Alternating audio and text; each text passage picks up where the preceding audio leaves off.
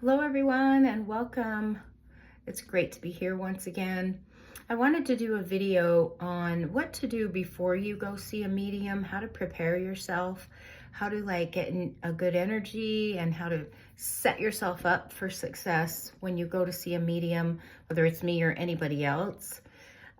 There's just a few things that you kind of want to walk through. You want to be clear about your intentions. Are you wanting to connect with certain family members? Are you wanting to connect with your own life and questions that come up for you? Maybe you want to get a new job, or you want to get married or divorced, or there's a change in your life. What are your intentions, and what kind of answers do you want around the questions you're going to ask a medium? Now, it works the same in person, on Zoom, on Skype, however it is. You got to realize spirit is all encompassing. It's not just sectioned off, and you can't do it on the computer and you can't do it over the phone.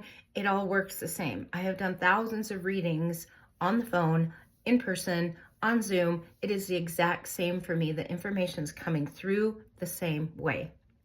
So trust that, first of all.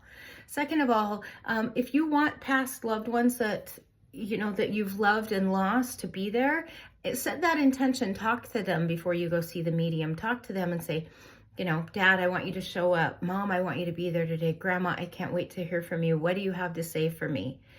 Now, that said, you cannot guarantee who's going to come through in a reading. A medium may only bring through one person. I myself usually bring through quite a few people. And they all have a message. Sometimes they just stand here and they're just sitting here watching you. But set the intention of whom you want to hear from. I like to ask my clients before I set with them, who would you like to hear from? And if they just say, let's see what comes up, I am open to whoever comes up in the session. And usually they get their person anyway. There is a disclaimer on this.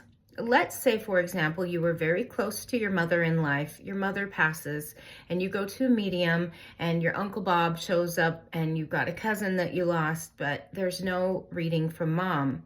You have to realize in this lifetime, mom was very close to you, and maybe in this lifetime, she feel like she got closure. She said everything she needed to say. Now, a medium can check in to see who's here. I am the type of medium that if I don't see it, I don't say it. I'm not going to make something up for someone.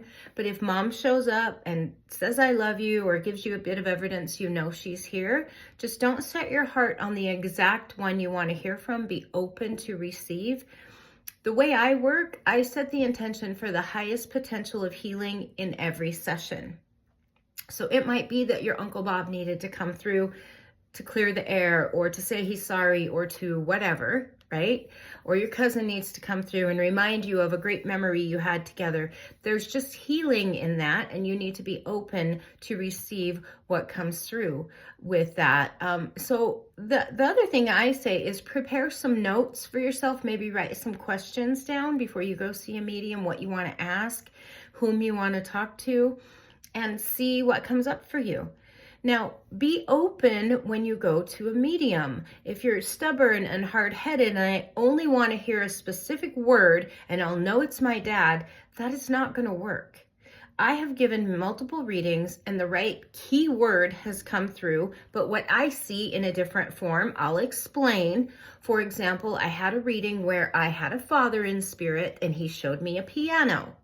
I saw the piano with 3 kids around it. He called them his trio. Now, the person, I asked, what does piano mean? She said, I don't know, nothing. I continued on with the reading of what Father was showing me. Again, I don't make things up. This is what he was showing me, so I gave it to my client. It was loving. It was joyful. Whether it landed with her or not, I don't take that personally, because it's what I see and what I share. She went on to say that her brother had wrote down a keyword of piano.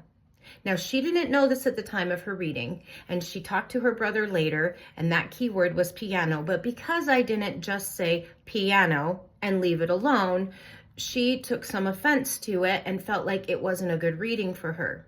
Now, again, be open to receive how it comes through. No medium, none, no medium, 0% is 100% accurate. It is going through a filter of a body, as in mine, spirits coming through to filter through the information through my body to you. So if you need to understand whomever you see, they could be seeing other things through their filter and sharing with you. The fact that the keyword piano still came up was still very important, and it needed to land and give that evidence to that person, whether she could take it or not. So just be open.